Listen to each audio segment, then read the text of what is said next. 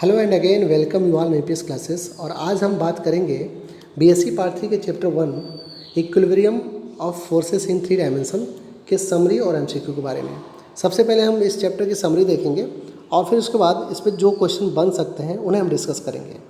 तो चलिए स्टार्ट करते हैं। सबसे पहले समरी। अब देखिए समरी में जो सबसे पहला पॉइंट आपका है ये क्या है कि resultant of any given number of forces acting on a particle. अब देखिए कोई आपके पास जो है पार्टिकल है उस पर फोर्सेस लग रहे हैं। यहाँ पे जो कैपिटल एक्स दिया है, जो कैपिटल वाई दिया है और जो कैपिटल जेड है, ये जो है algebraic sum of resolve parts of given forces along 3 axis respectively. इसका मतलब ये हुआ कि जैसे आपके पास कोई एक रिजिड बॉडी है, यहाँ पे कोई एक पार्टिकल है। अब यहाँ पे मान लीजिए एक्स डायरेक्शन हो गया, वाई डायरेक्शन हो गया और यहाँ पे एक जेड डायरेक्शन हो गया। तो एक्स डायरेक्शन में जितने भी फोर्स लग रहे हैं इस पर्टिकुलर पार्टिकल पे, उन सारे फोर्सेस का अलजेब्राइक सम कैपिटल एक्स ले लिए। ठीक है, जैसे मान लीजिए F1 F2 F3 कई सारे फोर्स लगे। उसी तरीके से वाई डायरेक्शन से जितने भी फोर्स लगेंगे इस पर्टिकुलर पार्टिकल पर, उसको हम कैपिटल वाई लिए और कैपिटल जेड लिए। मतलब कैपिटल एक्स, कैपिटल वाई और कैपिटल जेड अपने आप में फोर्सेस का मतलब अलजेब्राइक सम है। ठीक है, तो यहाँ पे जो आपको कैपिटल आर मिलेगा वो मिलेगा capital x i plus y j plus z के। ठीक है, अब देखिए रिजल्टेंट की अगर हम बात करेंगे तो आपको पता है रिजल्टेंट 2D में आप पढ़े थे कि R is equal to under x square plus y square. तो यहाँ पे 3 डायमेंशन है तो यहाँ पे under x square plus y square plus z square हो जाएगा। ठीक है, उम्मीद करते हैं आपको यहाँ तक बातें समझ में आई होंगी। इसके आगे अगर हम जो है यूनिट वेक्टर निकालना चाहें तो x upon r i plus y upon r j plus z upon r k. यहाँ पे x upon r, y upon r, z upon r the direction cosine of the line of action of resultant force r, capital R. ठीक है, चलिए अगला point हम देखते हैं। बड़े आराम से देखते चलेंगे धीरे धीरे पॉइंट्स को, फिर आगे हम लोग एमसीक्यू भी डिस्कस करेंगे। अगला पॉइंट है ये कह रहा है कि necessary and sufficient condition of the equilibrium of particle under the action of system of forces. मतलब कि अगर किसी भी पार्टिकल पे सिस्टम ऑफ फोर्स एक्शन कर रहे हो तो उसमें नेसेसरी और सफिशिएंट कंडीशन क्या होगी, इक्विलिब्रियम पोजीशन की। तो देखिए यहाँ पे स्पष्ट रूप से आपकी बुक में लिखा हुआ है, ठीक है, कि the necessary and sufficient condition for the equilibrium of a particle under the action of system of forces are that algebraic sum of the real parts are the forces vanishes separately. मतलब कि जो इनके algebraic सम है वो separately अलग अलग, Venice means होता है शून्य होना या फिर ख़त्म होना। ठीक है, तो यहाँ पे कैपिटल एक्स, कैपिटल वाई और कैपिटल जेड तीनों के तीनों जो है अलग अलग जीरो हो जाएंगे। तो इसे हम बोलते हैं इक्विलिब्रियम कंडीशन।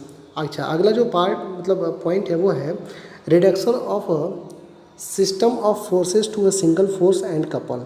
अब देखिए जैसे मान लीजिए आपके पास कोई एक रिजिड बॉडी है, उस पर जो है कई सारे फोर्सेस लग रहे हैं, सिस्टम ऑफ फोर्सेस लग रहे हैं, तो उनका जो रिडक्शन होगा सिंगल फोर्स में और कपल में वो किस प्रकार होगा। देखिए आर जो है अलजेब्राइक सम ऑफ यहाँ पे F1 F2 F3, आर के वैल्यू 1 2 3 एन तक पुट करते जाओ तो एन फोर्सेस का सम ये है। और यहाँ पे कपल ऑफ मूवमेंट क्या है, small A R into F R. आप लोग ऑलरेडी बीएससी सेकेंड ईयर में पढ़े थे, सेम टॉपिक है, इसमें कुछ नया नहीं है।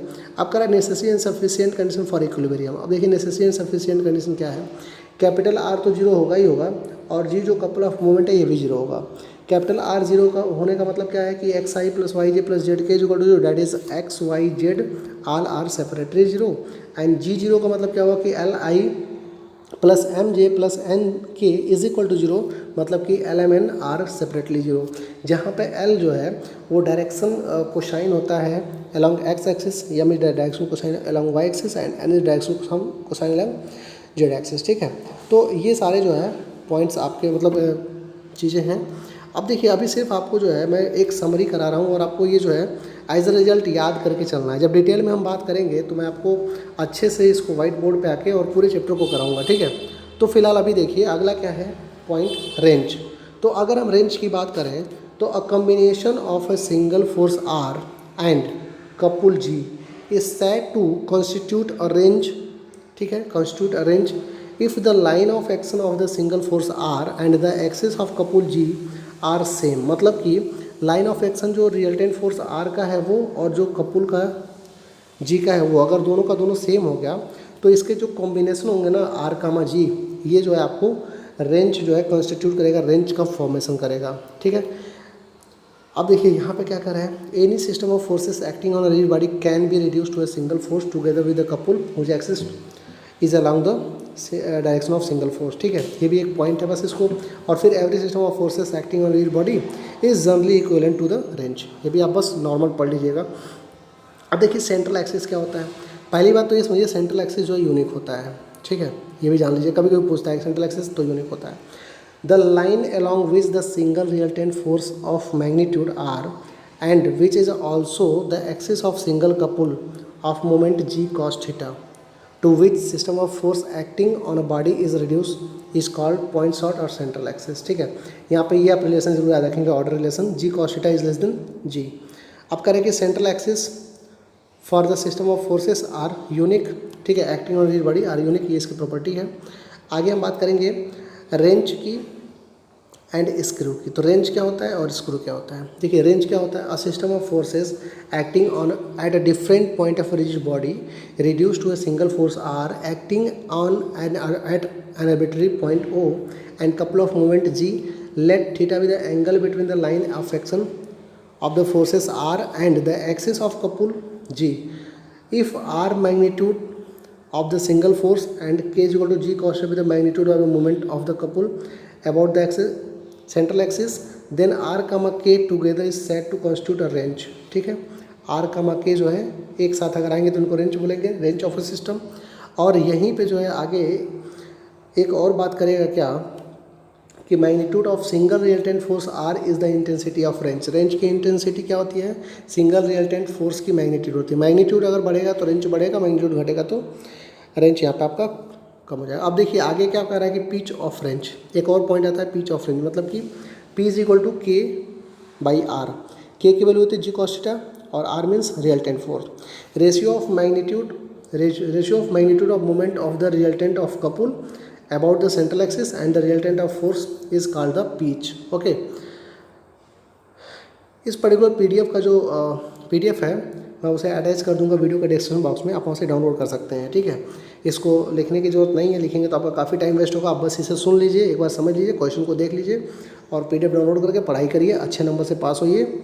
मेरे बस यही दुआ है आप लोगों के लिए। ठीक है, आगे बात करेंगे कि अगर जो है P इज इक्वल टू 0 हो, मतलब ये कि आपका जो यहाँ पे दिया रखा है ना, यहाँ पे जो रखा है P, तो P इज इक्वल टू 0 तब होगा जब K की वैल्यू 0 होगी और P is equal to infinite तब होगा जब R की वैल्यू 0 होगी। तो दो यहाँ पे केस बनेंगे। पहला केस ये है if P is equal to 0 that is K is equal to 0 then the given system of forces acting on rigid body reduce to a single force of magnitude R only, मतलब सिर्फ magnitude R में cover होगा और K की value 0 हो जाएगी। जब infinite होगा तो सिर्फ एक सिंगल कपल K में जो है रिड्यूस होगा, R 0 हो जाएगा। ठीक है, आगे स्क्रू की बात करेंगे तो स्क्रू क्या होता है, देखो सिंपल से डिफिनेशन होती है स्क्रू की कि straight line along which the single force of magnitude R acts when considered together with a pitch P is called screw. ठीक है, सिंगल फोर्स को अगर हम P के साथ लेके चलेंगे, मतलब कि R कामा P अगर लेके चलते हैं तो उसे हम बोलते हैं स्क्रू।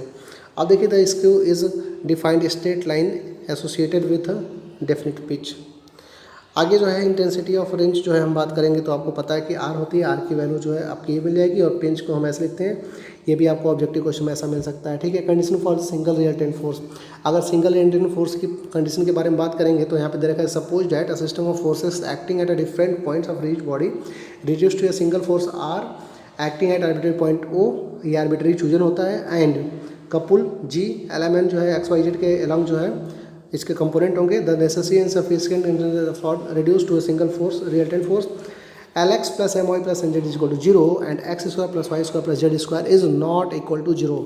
इसको याद कर लेना। ठीक है, यहाँ से MCQ बन सकते हैं और MCQ यहाँ से पूछे जाएंगे, मैं 100% श्योर हूँ। ठीक है, आपके 1 से 2 क्वेश्चन तो इस पर्टिकुलर सेशन से मिल ही जाएंगे।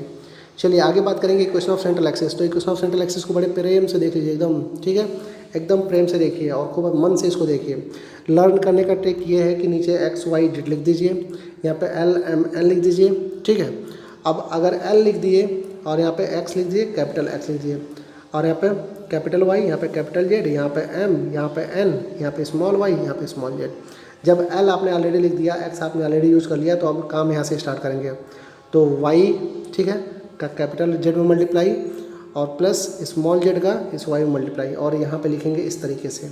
सेम इसी पैटर्न को फॉलो कर लेंगे। ठीक है, तो आपको ये बात समझ में आ जाएगी कि कैसे लिखना है। ठीक है, अब करें कि if pitch P is equal to 0, अगर ये 0 हो गया तो इसकी वैल्यू 0, इसकी वैल्यू 0 और इसकी वैल्यू 0, ये तीनों आपके सेंट्रल एक्सिस के इक्वेशन हो जाएंगे, नए इक्वेशन हो जाएंगे। ठीक है, समझ में आया? चलिए आगे हम बात करेंगे एमसीक्यू का। सबसे पहला MCQ, the condition of equilibrium of system of forces is what. तो मैंने आपको बताया था कि सेपरेटली जो है R 0 हो और सेपरेटली G 0 हो, तो R is equal to 0, G is equal to 0, condition of equilibrium of system of forces. ठीक है, समझ पा रहे हैं आप? सेकेंड क्वेश्चन क्या है कि the straight line along which the single force act when consider together pinch is called. देखो सिंगल फोर्स और पिंच के साथ जब यूज होगा, ठीक है, जब पिंच के साथ यूज होगा तो उसे हम क्या बोलेंगे? स्क्रू बोलेंगे। स्क्रू की डेफिनेशन थी, आप जो है PDF डाउनलोड करके उसको पढ़ लीजिएगा एक बार। अब करें इंटेंसिटी ऑफ रेंज क्या होगा? इंटेंसिटी ऑफ रेंज जो है डिपेंड्स करता है मैग्नीट्यूड ऑफ सिंगल फोर्स। मैंने आपको जस्ट कुछ देर पहले ही बताया था। सेंट्रल एक्सिस क्या होता है मेरे भाई? तो सेंट्रल एक्सिस का आपका ऑप्शन सी यहाँ पे करेक्ट होगा। अभी कुछ देर पहले आपने देखा था, PDF डिस्क्रिप्शन बॉक्स में ऑलरेडी अपलोड हो जाएगा अभी, वीडियो अपलोड होने के मैक्सिमम 5 मिनट बाद, तो आप जो है वहाँ से डाउनलोड कर सकते हैं। ठीक है, पिंच ऑफ रेंज क्या होता है भाई? अभी कुछ देर पहले आपको बताया था कि K/R pinch of the range होता है। ठीक है, बड़े इत्मीनान से डेफिनेशन पढ़ लेंगे। और यहाँ पे G is equal to G cos theta यहाँ पे दे रखा है, तो G is less than G cos theta. I think मैंने अभी कुछ देर पहले बताया था, क्या मैं यहाँ पे कुछ मिस्टेक कर रहा हूँ क्या? G इज़, देखो यहाँ पे क्या है, G cos theta is less than R equal to G। ठीक है, तो एक सुधार ये कर लेंगे आप जो है, यहाँ पे आप एक सुधार कर लेंगे कि यहाँ पे G cos theta is less than equal to G, यहाँ पे आपका ऑप्शन जो है B करेक्ट होगा, नॉट C। ठीक है, मैं ऐसा भी सही कर देता हूँ। चलिए अगला जो है ये पढ़िए। उसको मैंने आपको बताया था कि condition for the single resultant force, तो सिंगल रिजल्टेंट फोर्स में x² + y² + z² not equal to 0 मैंने आपको बताया था। क्या बताया था? नॉट इक्वल टू 0, और ये इक्वल टू 0 बताया था, तो ऑप्शन बी करेक्ट हो जाएगा। The pitch of the wrench is, जो रेंज का पिच होता है वो एक स्केलर क्वांटिटी होती है, इसे आप ज़रूर से ज़रूर याद कर लीजिएगा। ठीक है, एक स्केलर क्वांटिटी होती है। ठीक है, चलिए अगला क्वेश्चन क्या है कि the pitch of the wrench is equal to, कुछ देर पहले हमने डिस्कस किया था, LX + My + NZ upon x² + y² + z²। और फिर क्या करें, direction cosine the line of action of resultant force R is what? तो x/R, y/R, z/R ये होता है। ठीक है, तो यहाँ पे टोटल मैंने 10 MCQ आपसे डिस्कस किए, और उम्मीद करते हैं कि आपको ये सेशन समझ में आया होगा, अच्छा लगा होगा। डिस्क्रिप्शन बॉक्स से आप नोट्स डाउनलोड कर लेंगे प्लीज़, और इसको एक बार रिवाइज कर लेंगे। ठीक है, आपके आने वाले एग्ज़ाम के लिए आपको ढेर सारी शुभकामनाएं, आपका पेपर अच्छा हो और आप खूब अच्छे नंबर से पास हो।